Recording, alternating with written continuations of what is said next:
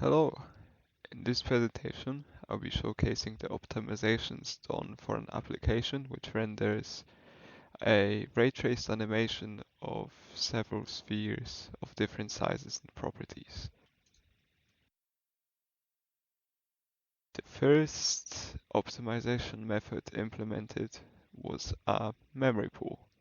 The memory pool allocates a block of data on the heap using calloc and keeps track of the object pointers within it using an std vector of pointers.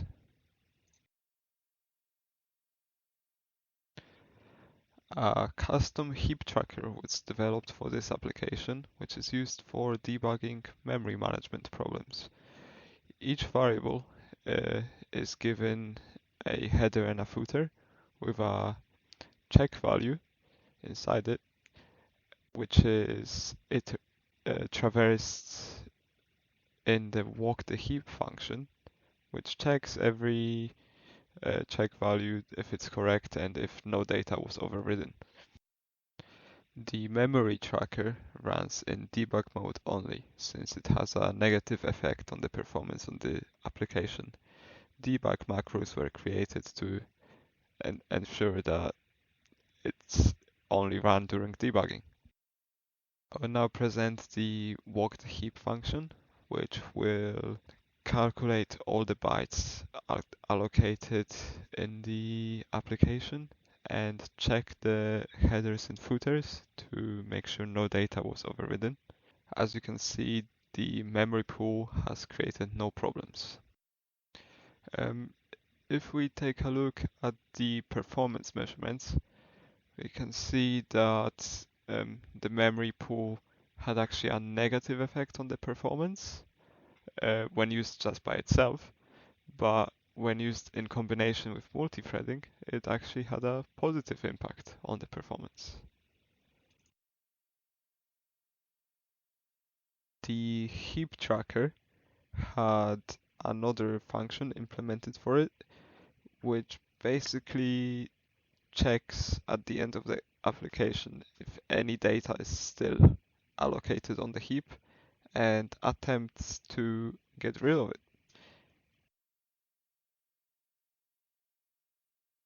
Let's now take a look at the optimizations which don't have to do with the memory management of the program.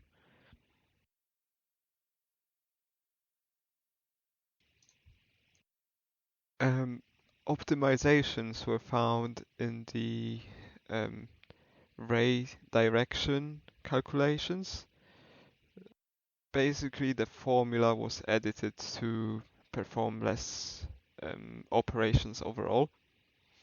The trace method was also optimized. The transparency and reflection values are only calculated if they are present on the sphere, and the bool value for the check is only calculated once. And this has managed to shave off 0.5 seconds of the execution time.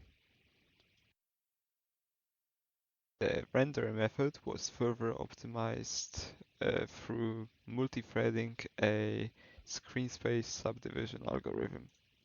The program fires off a number of threads.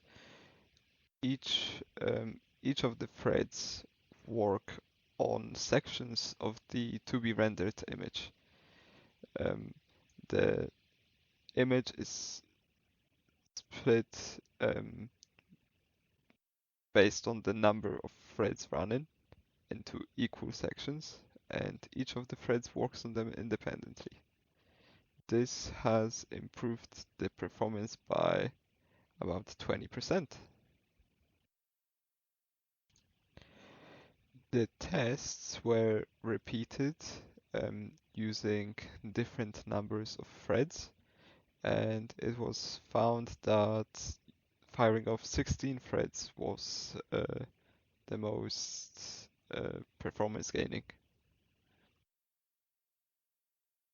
The trace method was attempted to be optimized through functional decomposition.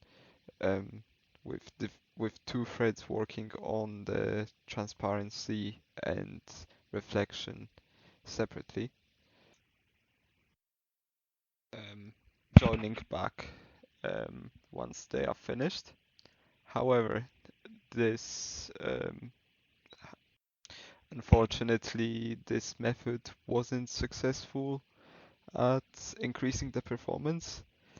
Uh, the operation ended up taking a couple minutes per frame to complete. I will now perform a short profiling session to evaluate how the application can be improved further.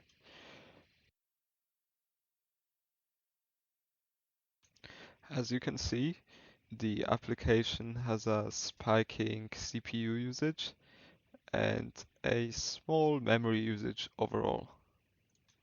Utilizing the CPU in between the spikes, which happen during the image render, could be done through, for example, rendering multiple frames at the same time on different threads. And there is still room for optimization in the file creation and intersection methods. The optimizations presented were also ported to a PS4 version of the framework. The multithreading was done using user-level threads.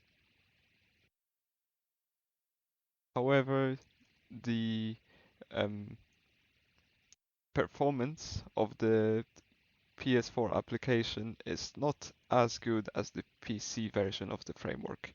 This could be either due to the weaker specifications of the system or simply due to the architecture of the PS4 not being utilized effectively by the developer. And this would conclude everything that was done for this study. And thank you for listening.